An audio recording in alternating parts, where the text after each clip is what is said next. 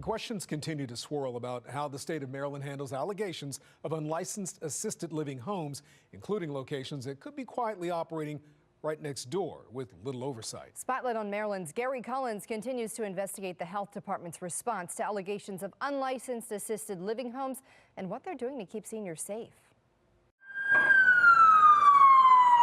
Two Baltimore City locations, one in a multi-story building in West Baltimore's Walbrook Junction neighborhood, another in Govin's neighborhood off York Road.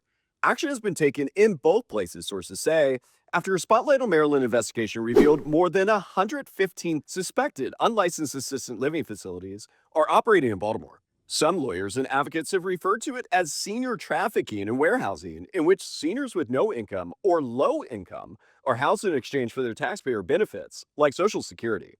A self-identified worker approached us about the government response on Garrison Boulevard in West Baltimore as we were attempting to report. Do you work for these guys? Yes, I do. Okay, what happened today? Ain't nothing need to be.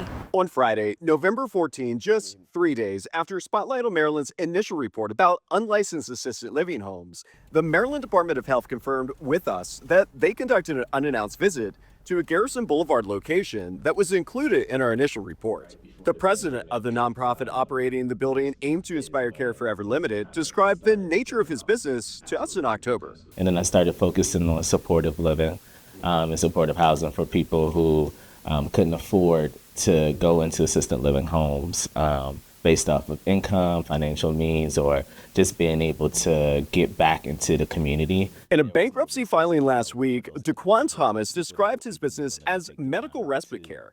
That filing comes as the nonprofit is being sued by the landlord for the property for not paying rent and is now facing receivership. The lawsuit alleges Aim to Inspire Care Forever Limited is an unlicensed assisted living facility. What's your name? Why is that my name? My name's Gary Collins. Pleasure to meet you. Yeah. So what happened? Yeah. What occurred today? Nothing. Nothing at all? With all these fire officials, there wasn't a single thing? No. They just wanted to see what a wonderful job they were doing. One of the previous times Spotlight on Maryland visited the location in October, 62-year-old George Gilliam said his food options at the nonprofit home were limited. I don't really have anything in my apartment to eat but a bag of rice and water. A spokesperson for the Maryland Department of Health said in an email to Spotlight on Maryland days after pressing about the visit that state health personnel identified and determined some individuals who were in need of medical assistance and secured their transport to a hospital for care, adding no additional information is available for release at this time, and MDH cannot confirm nor deny the existence of an investigation. Meanwhile, in the 700 block of Glenwood Avenue, neighbors said one house repeatedly had emergency personnel come to assist seniors. Sources say government officials also visited this location in mid-November due to allegations of the house running an unlicensed assisted living home. The business owner denied by phone on Wednesday any wrongdoing, saying all of her facilities are fully licensed and that she only wanted to talk about the landlord.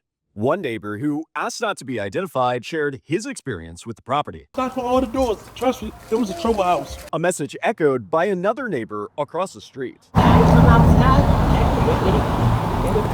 Despite some details slowly coming to light on how the state manages allegations against potentially unlicensed assisted living homes, full transparency on this public health issue facing vulnerable seniors remains murky.